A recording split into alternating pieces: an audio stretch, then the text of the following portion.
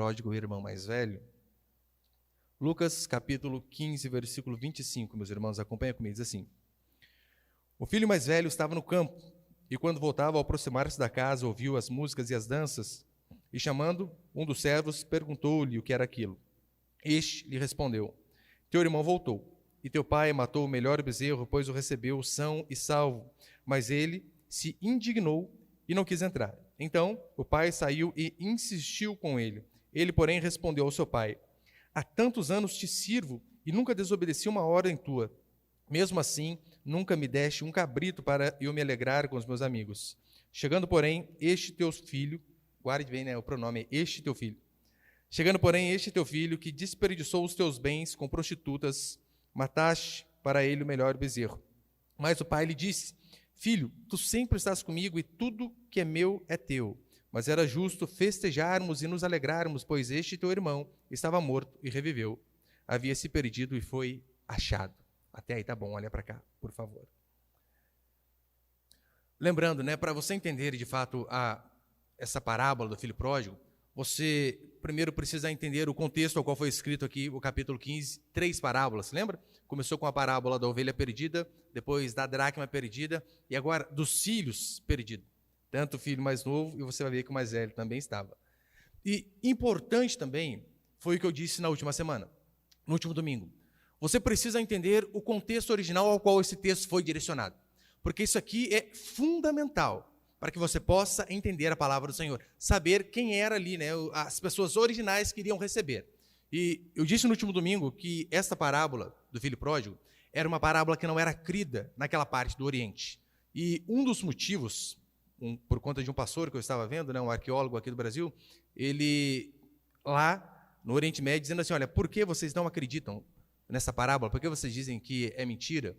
E uma das respostas de um conterrâneo, de uma pessoa de lá, foi a seguinte: em nossa sociedade aqui, né, é impossível um filho tratar o pai da maneira como esse filho mais novo tratou o seu. Você lembra qual foi o contexto? O filho chega e diz assim: pai, me dá a minha parte da herança. A herança se reparte depois que morre. Em outras palavras, o que aquele jovem estava dizendo é o seguinte: eu quero que o senhor morra. Eu queria o dinheiro, mas já que o senhor não me dá o dinheiro, morra, porque assim eu terei o dinheiro. Então, por conta disso, eles sabiam que naquela cultura era impossível um filho desrespeitar o pai a esse ponto.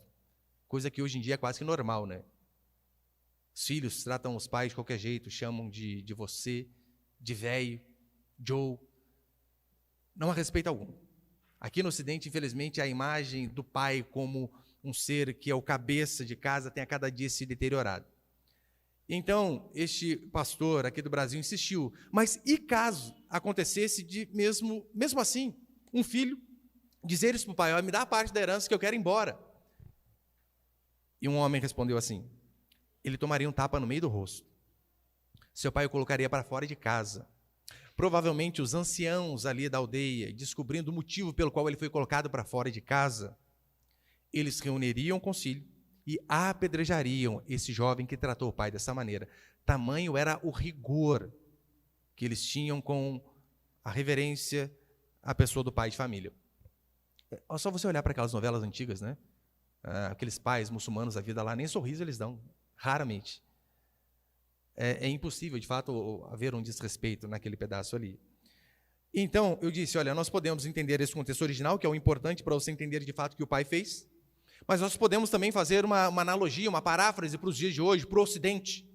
É como se fosse um pai que ele tivesse uma empresa e 2 filhos, o mais novo e o mais velho, e então simplesmente o mais novo vem, pega 1/3 do valor da empresa, que era o que o segundo filho tinha direito, o mais velho, porção dobrada, o segundo, apenas 1/3.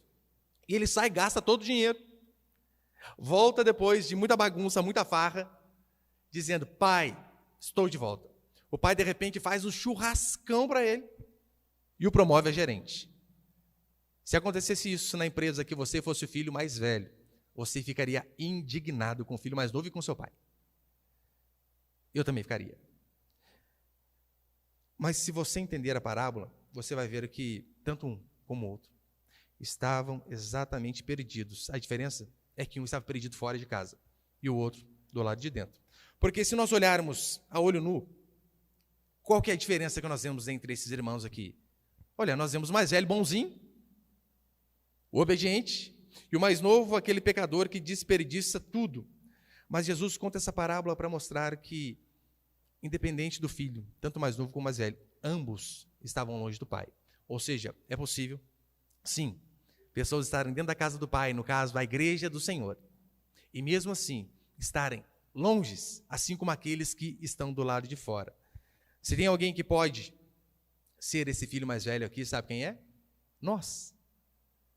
Não pode ser a prostituta que está lá no cabaré. Não pode ser o drogado, o alcoólatra. Se tem alguém que pode ser o filho mais velho, somos nós que estamos aqui. Infelizmente, a igreja do Senhor está cheia de irmãos mais velhos. Pessoas que gostam de estar junto, pessoas que participam de eventos juntos, mas o coração está muito longe do Senhor. Pessoas que encontraram apenas uma religião, mas não tiveram um verdadeiro encontro com Cristo. Encontraram um grupo de amigos ao qual ela gosta de fazer parte, mas não teve um encontro de fato com Deus. E por conta disso está dentro da igreja aí, perdido. Quem acha que é aceito por aquilo que faz, está seguindo o mesmo caminho deste filho mais velho aqui. E é basicamente isso que ele vai falar na parábola, e é sobre isso que eu vou falar. Põe o primeiro princípio ali, por favor. A primeira coisa que nós vemos aqui é o problema da justiça própria. Acompanhe comigo o versículo 29, queridos, por favor. Olha o que o irmão mais velho diz. Ele, porém, respondeu: há tantos anos te sirvo e nunca desobedeci a uma ordem tua. Há tantos anos te sirvo e nunca desobedeci nenhuma ordem tua. A diferença básica desses dois irmãos aqui, sabe qual era? Os dois tinham a mesma natureza. Os dois eram pecadores. A diferença é que um já havia caído em si e reconhecido que ele era mau. O outro ainda não. O outro ainda continua se achando que era melhor que os outros, se achando que era bom. Ele não tinha entendido aquele princípio que Paulo vai dizer em Romanos 3, todos pecaram e destituídos estão da glória de Deus. Para ele, quem realmente era pecador era só o irmão que tinha saído de casa. Por isso, no versículo 30, ele vai dizer assim, ó, porque este teu filho, ele usa até o pronome demonstrativo, não cita nem o nome do irmão. Não fala nem nome, ó. Este daí, ó. Nem parente meu é. Olha o tanto de bagunça que ele fez. Porque o mais velho, ele não gastou a sua herança de forma absoluta como o mais novo fez. Não, nada de orgias, nada de farra, nada de bebedices. Você não veio dizendo isso a respeito do mais velho. Ele sempre esteve na casa, sempre disse que foi obediente ao pai, trabalhando de forma digna. Só que a Escritura vai dizer que ele, mesmo assim, estava igualmente perdido. Mesmo dentro da casa do pai, estava perdido. É por esse motivo que eu e você não podemos ter a doce ilusão de achar que todos aqueles que passam da porta do salão de reunião para dentro são de fato filhos de Deus. Há muitas pessoas dentro de inúmeras igrejas, neste momento, no culto de domingo. Inúmeras pessoas que nunca foram a um prostíbulo, que nunca se embriagaram, que nunca usaram drogas, que foram trabalhadores durante toda uma vida, pessoas honestas durante toda uma vida, mas estão igualmente perdidas dentro da igreja. É isso que a Escritura vai falar a respeito deste filho mais velho aqui. Pessoas que confiam demais na sua justiça própria, que se acham merecedores, pessoas que vivem ancoradas em sua religiosidade. E nós sabemos, se tem alguém que pode cair neste pecado aqui, meu irmão, somos nós. Nós podemos estar ancorados naquilo que fazemos, porque, convenhamos, somos bons de culto, ó, você está aqui. Tantas coisas tinha para você fazer hoje, domingo à noite. Você resolveu sair de sua casa para vir à igreja. Maioria dizimista. A maioria fiel com a esposa, com o marido. Honesto no trabalho. Pessoas que amam a Deus. E aí, então, a tendência é a gente olhar para essas nossas qualidades e até questionarmos a Deus, dizendo: Senhor, poderia, né? Estar matando, roubando, prostituindo, mas onde eu estou? Estou na sua casa, te louvando? Óbvio que eu não sou como os demais. O problema desse irmão mais velho é que ele era rápido para ver o pecado no irmão mais novo. Mas ele tinha uma dificuldade enorme de ver o pecado em si mesmo. Para ver o pecado nos outros, ele era veloz. E se você for honesto com você mesmo, você vai ver que constantemente nós temos a tendência de fazer a mesma coisa. Fazer o mesmo julgamento. Nós que estamos aqui, dentro, fiéis a Deus, às vezes vemos alguma coisa acontecendo com uma pessoa, por exemplo, que ficou um período na igreja e saiu. Aí, de repente, morreu o parente, perdeu o serviço, ficou doente. Instintivamente, o nosso cérebro raciocina assim: também? Não pega firme na igreja nunca? Por causa disso que essas coisas acontecem. Pensa que Deus é brincadeira. Não tem compromisso com Deus. E nós não vemos que nós estamos nos ancorando naquilo que nós fazemos. E não naquilo que Deus fez por nós. Estamos ancorados na nossa religiosidade. Veja, o mais velho, ele olhava para aquele mais novo, ele via todos os pecados dele, mas ele não conseguia ver o quanto ele era arrogante, o quanto ele era amargurado. O mais velho se sente melhor que o seu irmão e se sente automaticamente injustiçado pelo pai. E nós somos propensos a fazer isso. Fala se não é verdade. Eu estou lá em casa, ralando, anos e anos, juntando dinheiro para trocar de carro. Troquei de um carro muito velho para um carro velho. Aí eu vejo fulano da mesma rua, que ganha menos que eu, que bebe todo final de semana. Troca um carro quase igual ao meu velho, por um Honda Civic. Eu fiquei louco. Como assim? Como pode? Essa é a tendência natural da gente. É olhar para o outro. Senhor, como pode? Eu fiel a Ti. Todo dia. A primeira coisa que eu faço antes de comer é orar. Eu oro com fome. E o Senhor abençoa o outro? A gente fica indignado.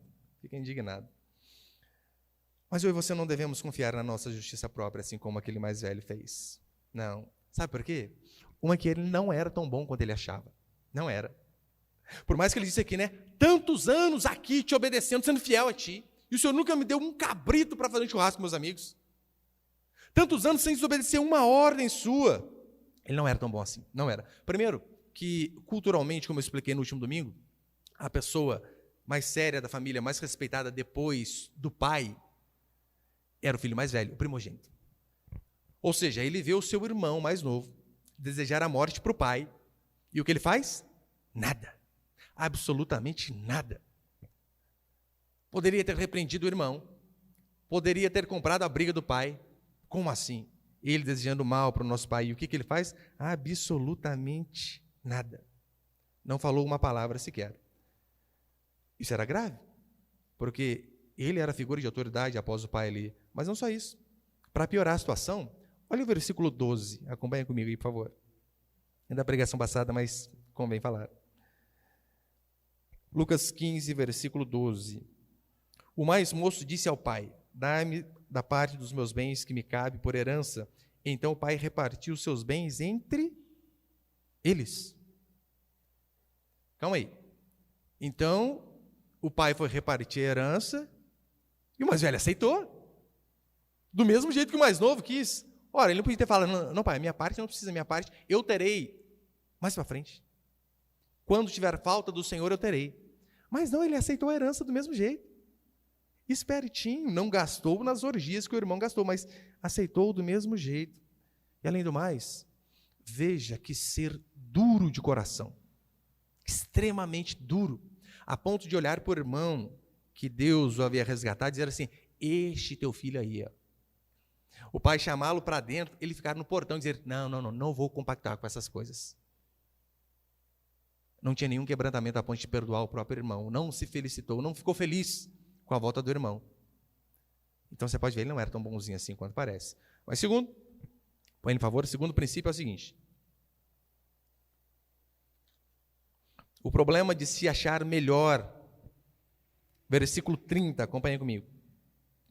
E chegando, porém, este teu filho, que desperdiçou os teus bens com prostitutas, mataste para ele o melhor bezerro. Como eu disse, olha o pronome. Chegando, porém, este o teu filho. Aquele mais velho, ele poderia olhar para si e fazer uma rápida comparação ali com o irmão mais novo. De que forma? Olha, o meu trabalho é um trabalho santo, puro. ele, além de desperdiçar o dinheiro que era parte da herança, sabe o que ele fez? Ele foi trabalhar com um serviço sujo e impuro para a época, que lembra que ele foi cuidar de porcos? Porcos. Ele poderia dizer, o meu serviço é honesto. O meu serviço é puro e santo, quanto deste daí. Em outras palavras, o que este irmão mais velho estava fazendo era aquela mesma oração. Senhor, graças te dou, porque não sou, não como os demais, mas como esse aqui. Ó. Posso não ser o melhor do mundo, mas pelo menos melhor que meu irmão eu sou. As minhas mãos nunca tocaram nada impuro, como ele toca porcos, cuidando de porcos, alimentando porcos. Pode ser que exteriormente seja verdade, como ele disse. Mas você sabe, para Deus o que importa não é só aquilo que nós fazemos de forma externa, mas a motivação do nosso coração, os sentimentos do nosso coração para Deus contam da mesma coisa. É a mesma coisa. Nós podemos dizer assim, olha, eu nunca matei, eu nunca roubei, nunca fui a um motel para trair. Louvado seja Deus por isso. Mas a Escritura vai dizer que se nós desejamos o mal para o próximo, se nós cobiçamos a mulher ou o marido que não é nosso, a Bíblia diz que estamos igualmente pecando. Então, se ele tivesse um pouco de sensibilidade e entendesse que pecado não é só aquilo que fazemos de forma externa, mas as motivações do nosso coração também, ele não seria tão arrogante assim a ponto de falar com o irmão dessa forma. Ele se achava bom demais. E você se acha bom demais. Eu sou assim. Eu fui mais, já. Concordo que eu era muito mais arrogante. Tenho tentado a cada dia mais melhorar, mas eu lembro, naturalmente falando, antes de eu vir para a igreja, eu lembro que eu era igualzinho esse irmão mais velho, que apesar que em casa eu sou mais velho, mas eu seguia mais ou menos esse caminho, sabe por quê? Eu me achava bom. Hoje de manhã, eu compartilhando uma palavra com os meus filhos, eu dizia isso a eles, olha, seu pai nunca usou droga, nada, nenhuma. Era um medroso, quantas vezes ia jogar bola, estava na roda de maconheiro lá, chegava em mim, o cigarrinho lá, pulava, não queria. Por quê? Não sei, não tinha nem coragem. Falei, seu pai nunca usou droga. Tentei beber, não consegui, era muito fraco. Eu bebi e tombava. Não dava, não consegui também. Nunca dei trabalho para os meus pais. Tem parente meu que você pode perguntar para ele, você vê. Nunca dei trabalho para os meus pais, trabalho algum. Sempre fui um bom aluno na escola, sempre fui dedicado. Nunca faltei um dia de trabalho sequer na minha vida. Nunca faltei nem um dia de trabalho. Casei com a minha primeira e única namorada. Gente, que partido, hein? Graças te dou, Senhor. E eu me achava bom demais. Como pode alguém assim? Então eu vim para a igreja. Vim para a igreja e eu sabia que Deus usa as pessoas. E eu estou lá na minha humilde oração, Senhor. Olha, eu acho que o senhor não vai ter muito trabalho comigo não, né? Uma coisinha ou outra o senhor vai achar para dar uma modelada ali, mas via de regra eu já vim pronto. Eu me achava bom. Então eu fui ouvindo a pregação do Evangelho, fui sendo confrontado pela palavra do Senhor. E eu comecei a perceber um monte de podridão, um monte de trevas que havia dentro do meu coração. Comecei a entender que, gente, se meus pais soubessem as coisas que já passaram na minha cabeça, se meus filhos soubessem, se minha esposa soubessem, eles teriam ojeriza de olhar para a minha face. Como pode? Porque assim que acontece, você vai ouvindo a palavra do Senhor, ela vai sendo aplicada à sua vida, porque isso é importante, você ouvir a palavra de Deus, é fundamental que ela seja aplicada na sua vida. E via de regra ela tem que ser aplicada por alguém de fora, porque você dificilmente vai se confrontar através da palavra do Senhor. É necessário que alguém faça isso por você, e via de regra é o pastor. Então, eu olhava para mim e dizia, Senhor, eu lembro uma vez, já falei para os irmãos, eu estava num culto, o pastor falou, olha, você que quer ter a vida mudada, transformada por Deus, vem aqui à frente. Irmãos, eu lembro que eu vim em lágrimas. Sabe aquela experiência de se sentindo o pior dos pecadores?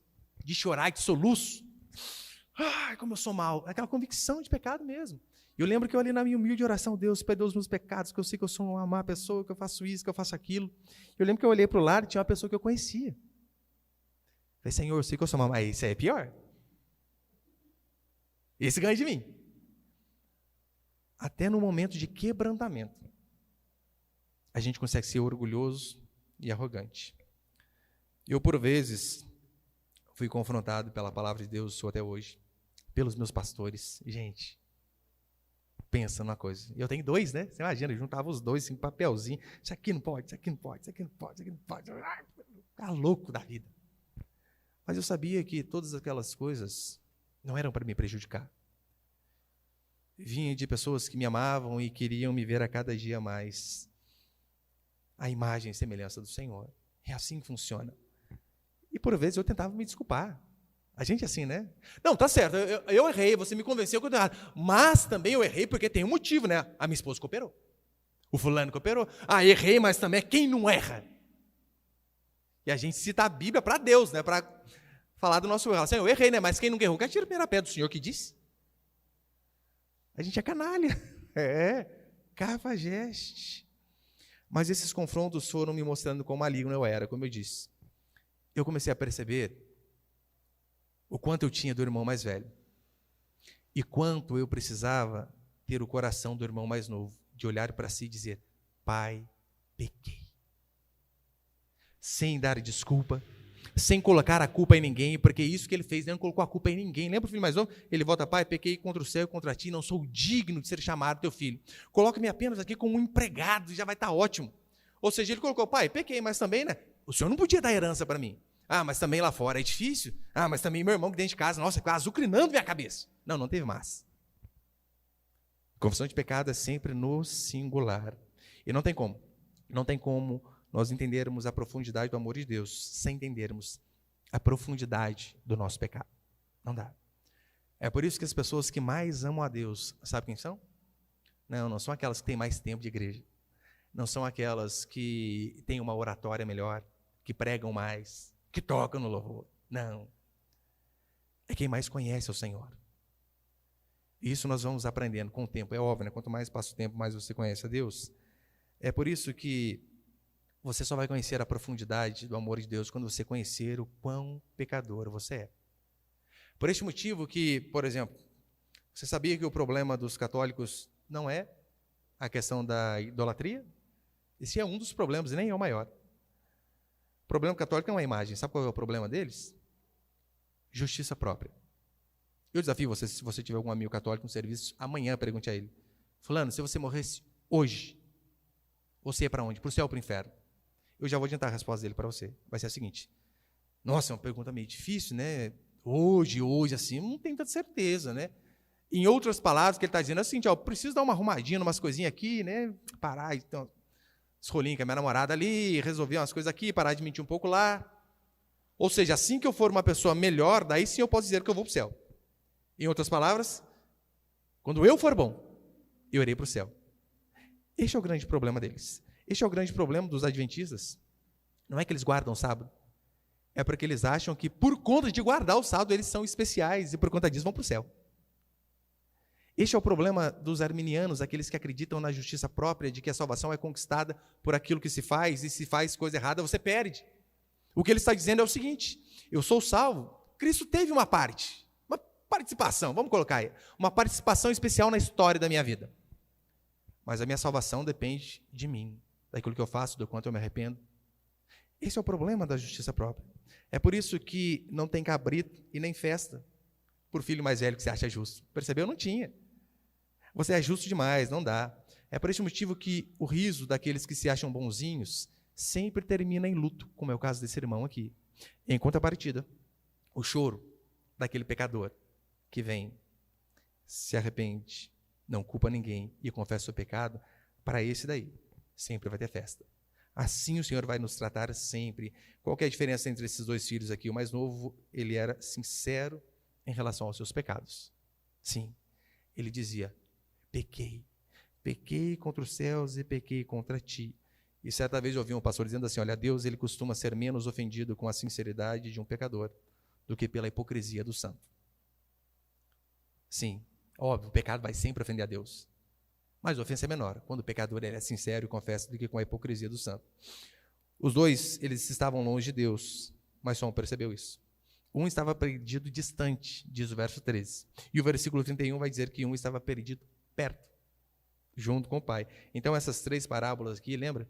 Primeiro fala da ovelha perdida. A ovelha fora sabia que estava perdida. Depois a parábola das dracmas. A dracma perdida dentro. E esses dois filhos, um perdido longe e o outro perdido dentro. E terceiro, e último para encerrar, põe ali, por favor. Terceiro e último princípio, nossa justiça vem de Cristo. Acompanhe comigo o versículo 22, por favor. Mas o pai disse aos servos: trazei depressa a melhor roupa e vestiu, ponde-lhe um anel no dedo e sandálias nos pés. Traze também o melhor bezerro, matai-o, comamos e alegremo-nos. Você sabe, né? A roupa na Bíblia ela é um símbolo de justiça. É isso que nós vemos na parábola do banquete. Ali havia alguém entrado sem as vestes nupciais. Em Apocalipse, capítulo 19, versículo 18, vai dizer que os linhos de justiça são o linho, né? São os atos de justiça dos santos. A roupa está associada sempre a isso, né? Sempre é um símbolo de justiça, e não a nossa justiça. A justiça do Senhor. É por isso que nós precisamos ser lavados pelo sangue do Cordeiro. O que é isso? É nada mais nada menos que não confiar na justiça própria. Só que a justiça do homem, ela não tem o poder de nos fazer puros e limpos diante de Deus. Não, não tem como. Sabe por quê? Porque as nossas justiças são imperfeitas. O nosso coração ele é extremamente maligno. O mais velho, ele chega e diz assim: pai, eu nunca transgredi um mandamento. Se uma que é mentira. Quem pode dizer isso? É igual o jovem rico, lembra o jovem rico? Tudo tem obedecido desde a minha mocidade. Gente, acabou com ele, já era. Os homens mentem. O fariseu, ele chegava na oração dele, e diz a Escritura que ele orava de si para si, dizendo assim: graças te dou que não sou como os demais. A mesma oração do filho mais velho. A mesma oração que por vezes nós fazemos. Agora, o padrão de comparação desse irmão mais velho não deveria ser o seu irmão mais novo. Esse foi o erro dele. Esse, por vezes, é o nosso erro. O nosso padrão de comparação, nós nos comparamos, às vezes, com o vizinho, com o fulano da outra igreja, com o parente. Então, às vezes, comparando com outras pessoas, a gente até se sobressai. Não, até que eu não sou tão ruim assim. Mas o padrão de comparação do irmão mais velho devia ser Cristo. O padrão de comparação de santidade para mim e para você deve ser Cristo. E se nós compararmos a justiça dele com a nossa, queridos, veremos, como diz Isaías, que as nossas justiças não passam de trapos de imundícia. Eu sei que pode parecer bonito, né? Mas trapo de imundícia, uma das explicações era o absorvente da época. Antigamente não tinha, né? UOL, Isobi, essas coisas, nada. Então as mulheres faziam tirinhas de pano e colocavam naqueles dias, sei lá, que elas estavam com sinal vermelho. E como a mulher ficava impura quando estava menstruado, o profeta vem e compara as nossas justiças, os nossos atos de justiça com absorvente sujo. Comparados com Cristo, sim, aquilo que nós fazemos de bom não passa de um absorvente sujo. Comparado com Cristo, meu irmão, todos nós somos imundos. Todos nós temos a roupa suja. Todos nós estamos em dívida, seja a sujeira em você perceptível diante dos outros, porque a do mais novo era assim, né? Já estou encerrando. A do mais novo era uma sujeira perceptível. Todo mundo via ele lá fora. Só que há algumas sujeiras que é imperceptível aos olhos aqui dos irmãos. Que as pessoas olham para mim e para você e dificilmente verão a sujeira no fulano. Não, porque está lá dentro. Mas está igualmente sujo. Como eu disse, o mais novo, ele caiu em si, reconheceu os seus pecados e voltou. Pastor, o senhor está dizendo então que eu preciso me arrebentar por fora? Para eu ver que eu sou pecador? Não, não preciso. Esse outro irmão aqui, ele não se arrebentou por fora para se conhecer por dentro. O que eu e você precisamos fazer para reconhecer os nossos pecados é conhecer a Deus. É por isso que nós vemos Paulo. Paulo nunca fez isso aqui. Paulo nunca foi para um prostíbulo. Nunca traiu, nunca bebeu, nunca foi para farra. Perseguia a igreja, é verdade. Mas nunca fez essas coisas absurdas aí que muitos faziam. Paulo chega no final da sua vida, não no começo, no final da sua vida, e diz assim: fiel é esta palavra e digna de toda aceitação de que Cristo Jesus veio ao mundo salvar os pecadores, dos quais eu sou o principal. Paulo, no final da sua vida, se vê como o pior dos pecadores. A maioria de nós, nem no começo da conversão, consegue se ver assim, porque se acha bom demais. O mais novo teve a hombridade de dizer: pai, pequei, já não sou digno. Você vê inúmeros outros exemplos na Escritura, como Pedro. Pedro vê Jesus se manifestar diante dele, e olha o que Pedro diz: afasta de mim, que sou pecador. Porque quando nós vemos a santidade de Deus, é normal que se veja a nossa própria podridão. É assim que acontece. Isaías foi pelo mesmo caminho. Ele diz assim: ai de mim, porque sou um homem de lábios impuros e habito no meio de um povo de impuros lábios e os meus olhos viram a Deus. Homens de Deus são de Deus por conta disso. Por que você acha que Davi era o segundo homem coração de Deus? Porque ele era bom? Não. Olha o tanto de coisa papagaiada que Davi fez. Gente, eu acho que quando o diabo viu a estratégia que Davi preparou para poder pegar a mulher de Urias, lembra? Ele vai, pega a mulher e engravida a mulher. Daí ele forma toda uma estratégia, né? Primeiro chama Urias da guerra dizendo: ô Urias, rapaz, tira uma férias aí. Vem aqui, curte a sua casa. Porque assim você deita com a sua esposa, vamos pensar que o filho é seu. Lembra qual foi a atitude de Urias? Diz a Escritura que Urias vem e senta na porta da sua casa e não entra. Aquele era homem de Deus. Aí Davi faz o quê? Dá presente para Urias. Embriaga Urias. Estamos falando do homem segundo o coração de Deus. O que Urias faz? Não entra. Ele diz: a arca é do Senhor e meus irmãos estão na batalha. Quem sou eu para ficar com a minha mulher? Não vou. Mesmo o rei ordenando, não vai. E então ele faz uma cartinha e ordena que Joabe coloque Urias na frente de batalha. Porque você sabe, né? Vai morrer. E ele faz a cartinha e entrega para Urias. E diz: Urias, entrega isso aqui para Joabe. Gente, você percebeu que a gente pode chamar Urias de tudo, menos de curioso. Um pingo de curiosidade que ele tivesse. O que será que está escrito aqui? E ele abrisse: eu na frente? Não vou, rasga o negócio. Ainda assim foi honesto. Entregou para Joabe, Joabe viu, abriu a carta, colocou ele na frente de batalha, ele morreu, e Davi ficou feliz. Com a consciência pesada, mas feliz. Estamos falando do homem segundo o coração de Deus. Mas você vê Davi no Salmo dizendo assim: eu nasci em pecado, e em pecado me concebeu a minha mãe. Davi teve a hombridade de não escrever a sua vitória contra Golias. Escreveram a respeito dele. Mas ele teve a coragem de escrever o seu adultério com Betseba, para mostrar o quão falho e pecador ele era. Pessoas assim têm um encontro com Deus. Pessoas assim entendem o Evangelho. O irmão mais velho, o problema dele é que ele nunca disse isso. Pequei, errei, estou fazendo errado. Por conta disso, ele confiava demais em sua justiça. Qual a lição que nós vemos dessa parábola? Fica fácil entender, né? Primeiro que o filho, o pai da parábola, está se referindo ao nosso Senhor. Ele é esse pai, que nos perdoa de forma incondicional, desde que haja um arrependimento. Lembrando que Jesus Cristo estava escrevendo ali e estavam publicanos e fariseus o ouvindo. O filho mais novo era aqueles publicanos que viviam deliberadamente em pecado. O filho mais velho eram aqueles fariseus que estavam na igreja toda semana, que tinham o livro correto, que tinham a doutrina correta, mas mesmo assim, seus corações estavam longe do Senhor. E é interessante, sabe o quê? Essa parábola, ela termina sem fim. Não tem fim. Acaba aí. Tipo assim, né? Joga pro povo. Agora, vocês pensem aí no final. Para mostrar que, de fato, o pai continua no mesmo lugar. Nós temos exemplo de 2 filhos. E você deve escolher qual exemplo você quer seguir. Não precisa se arrebentar por fora no pecado com o mais novo.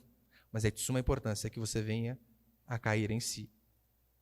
Aquele Deus que salva, aquele pai amoroso, que foi totalmente contra a cultura daquela época por amor ao seu filho, esse é o nosso Deus que continua agindo da mesma forma. Ele não mudou em absolutamente nada. A parábola não é sobre o filho pródigo. A parábola não é sobre o filho mais velho. Essa parábola é sobre um Deus rico em graça, misericórdia, que está de braços abertos para receber qualquer um de nós, não importa o quão dissoluto nós tenhamos vivido, não importa o quão fundo no pecado nós tenhamos ido. Se houver arrependimento, este Senhor recebe a todos. Ele é o personagem principal dessa parábola, mas só há uma forma de recebê-lo, de ser recebido por ele, só há apenas uma forma. É você fazer exatamente o que o mais novo fez, cair em si. É você esquecer a comparação com fulano, beltrano, marido, esposa, pastor, irmãos, qualquer um. É você olhar para si, ter a coragem de dizer, pequei. Confessar o pecado. Isso aqui é fundamental. O cristianismo parte da premissa que você precisa confessar. E eu sei que por vezes é muito difícil. Há pecados que nós temos vergonha de confessar em oração sozinhos. Você sabe disso? Mas é de suma importância que venhamos a confessar os nossos pecados. Que nós venhamos a lembrar que o caminho da justiça não é o caminho do irmão mais velho que acreditava naquilo que ele fazia, mas é a via dolorosa da humilhação. De ir longe, não importa o quão foi. E às vezes esse longe foi dentro dos limites da porteira. Não importa o quão longe você foi. Você olhar para si, não culpar ninguém por seus pecados. Não culpar ninguém por suas más escolhas. Ora, ao longo desses 17 anos na igreja, o tanto de marmanjo que eu já vi dizendo, eu não consegui também, minha esposa não cooperava, por isso que eu dei uma pulada fora. Cafajeste, não há desculpa. Você não fez um compromisso de até que a morte o separe? Eu já vi uma moça uma vez que o marido ficou inválido, rumou outro. Como assim? E o compromisso fica onde? Você não prometeu? Seja homem, seja mulher e cumpra. E se errou, não culpe ninguém. Arrependa-se, peça perdão a Deus, peça perdão a quem de direito e saiba que esse Deus vai estar sempre de braços abertos dizendo assim, vinde a mim, todos que estáis cansados e sobrecarregados, porque apenas eu posso aliviar a cada um de vocês. Amém, queridos?